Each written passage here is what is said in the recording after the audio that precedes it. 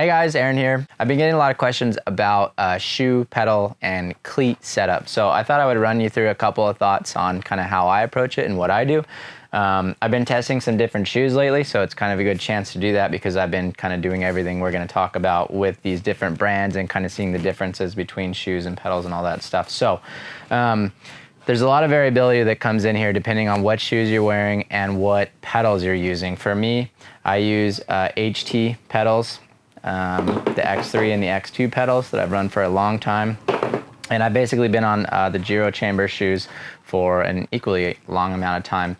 So the first thing for me when I'm looking to basically set up a new pair of cleats on a pair of shoes, I have basically, because I'm a downhill rider and that is the priority for me, I have never found a pair of shoes where I don't run the cleats all the way back in the slots. So that is to say I always run it in these bottom holes and I slide those as far down as I can get them. To me, I get better stability and less fatigue on my legs when I can run the cleat as far back as I can. You are still standing on the ball of your foot, which is a nice aggressive riding position. You know, you wouldn't want to be like totally right in the middle of your shoe, even if you're wearing, say, flat pedals and flat shoes. So for me, even though they're all the way back, you're still a little more on the ball of your foot. So you get that nice like kind of flexibility, but you've just got more stability in your foot. I find that if you're running these things towards the front, if you take a big impact, it's really hard to keep your ankles from really kind of bottoming out. You put a lot of stress on those and you feel like just to stand on the bike, you're kind of doing a calf raise all the time. So it's pretty fatiguing on your legs. So anyways, I run them all the way back. They're still far enough forward, like I said, to be on the nice, strong, aggressive like part of your foot, so you still can get good ankle mobility. You know, you are still kind of like putting that weight up there, but not as much as if you move them all the way forward. If you are riding more cross country, I think some of those guys will run their cleats further forward because it apparently helps you pedal a little bit better. I can't really speak into that, and I know a lot of people have a lot of different opinions, so I'm sure there's a bunch of videos on YouTube about correct shoe cleat clip setup for that type of riding. But for today, let's focus on downhill and kind of enduro because that's what I do. And okay, so first things first, I pretty much slam that thing back all the time. So as you can see on all my shoes in the slots, the cleat is as far down as I can get it. That was a big reason why I developed these shoes years ago because actually when I first started riding, I was riding Shimano shoes back in 2008 and nobody had those cleat slots cut out far enough to get that cleat further down. So I would actually take a, I didn't have any other option at the time, but I had a steak knife and I would cut my slots further down in my shoes so that I could get my cleat further towards the center of my foot. So anyways, everybody does a pretty good job of that new cleat positioning now where you can get it far enough back. So that's first things first. I pretty much run mine all the way down.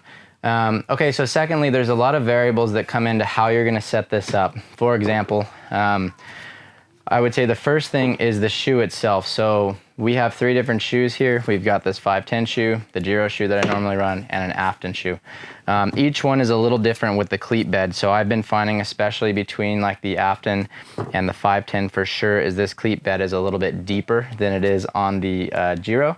So what that means is it's a little harder to get in and out of the pedals if the pedals are adjusted at the same tension. So I'm finding with these HT pedals, if I'm running Giro shoes, I tighten these springs down a bit in the pedal so that basically you have enough tension where you're not like twisting out of your shoes easy.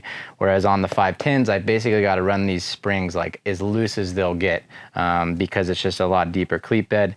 And so when it contacts, you're sinking deeper into the pedal and it's a little harder to get in and out if you have a stiffer spring tension. So that was an adjustment I made. Something else that you can mess around with is whether you run pins in your pedals or you don't.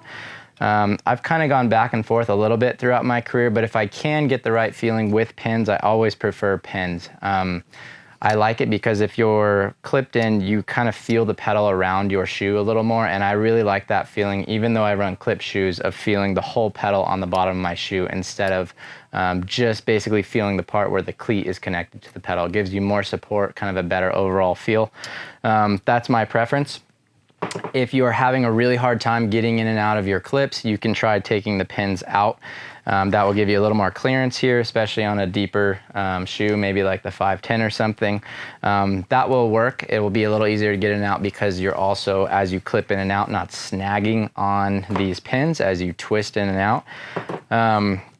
But I find for me, the reason why I don't prefer it if I can get away with the pins is that if you're not clipped in, you're standing on the pedals, sometimes you unclip in a race run or whatever, you're trying to search. If you don't have those pins, it's very easy to slide off of your pedal, and things can get kind of sketchy.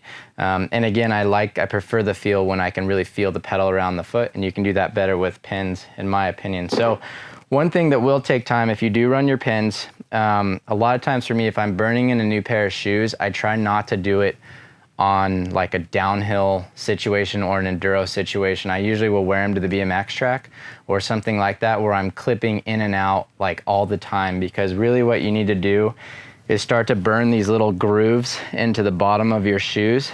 So as you can see, I've got these little grooves that kind of burn in here, up here as well on all sides, and that's where the pin set. If you look at a more worn out pair of shoes like these, you can see where those pedal grooves or those pin grooves like really start to wear into the shoes. I've been wearing these shoes for a long time, so probably about time I switch these up. So as soon as you can kind of break through, these are pretty much brand new shoes, but you can see how these grooves are already starting to wear in just after a couple of rides.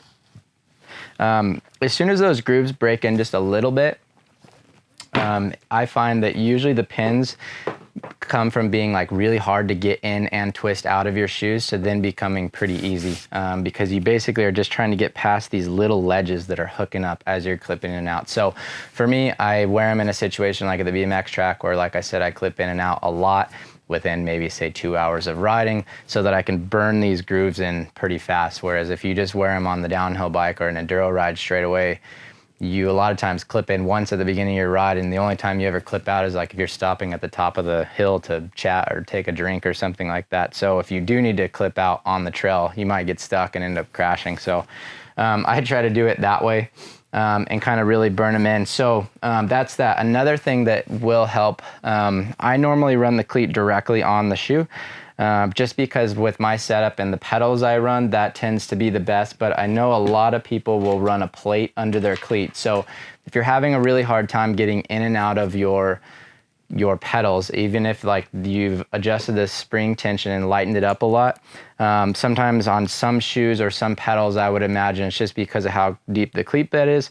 It's really hard to get in and out. So what you can do is you can raise the cleat off of the base here, base plate a little bit further, which would basically in theory make it easier to get in and out of. So there's two ways you can do that. Usually if you buy a pair of pedals, they will come with plates that look like these.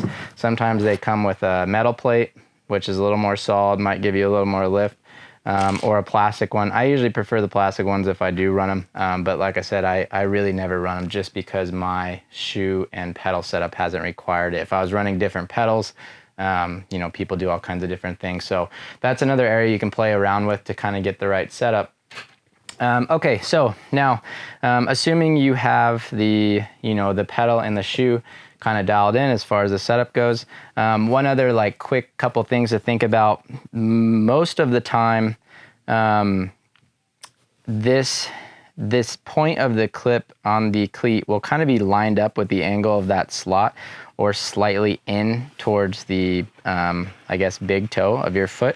So I find a lot of times when I'm adjusting them, they're either basically directly in line or pointed in a little bit different, or a little bit further, sorry.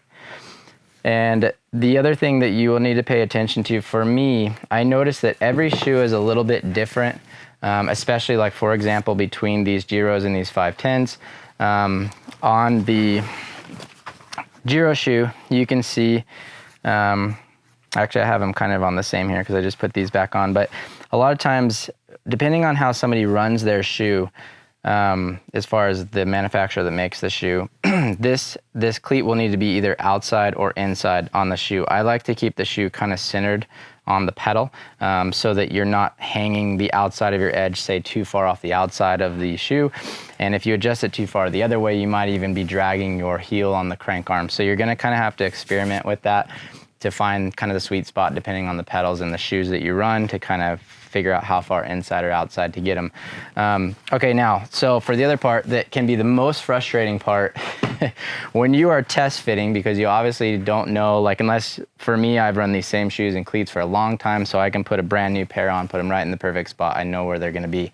But when I'm running new shoes, like messing around with these lately, I don't know where they're at. So you basically put the cleat on, you get it as close as you think, you tighten it all the way down, and then you get on the bike and you go pedal, and pretty quick you will realize, it's off, it's not right. And then you have to take your shoe back off and you got to readjust it. And then it's kind of this trial and error process. There's not really a lot of things you can do to get away with that.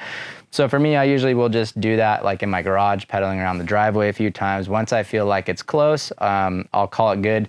Make sure you tighten them down pretty firm, because even if you're test fitting them, if you don't tighten them enough, you'll go to clip in, and then when you clip out, it'll actually twist the cleat, and then you're basically starting all over again. So you kind of need to tighten them all the way every single time. And then the first time I go for a ride with new shoes, I always take a multi-tool with me. Something small like this fix wheelie wrench that I use all the time. And just so basically, once you get on the trail, there's nothing more frustrating than feeling like you have your setup right, and then you're 10 minutes into the ride and your knee's starting to hurt because you realize one shoe's just like a little too angled on the clip, and you need to adjust it. So that's kind of, I guess, my last tip. I always take a little multi-tool like this the first time I ride new shoes and cleats, just in case I need to make an adjustment. So I hope that helps. That's kind of a basic rundown of how I approach my shoe, pedal, and cleat setup. So good luck. See you in the next one. See ya.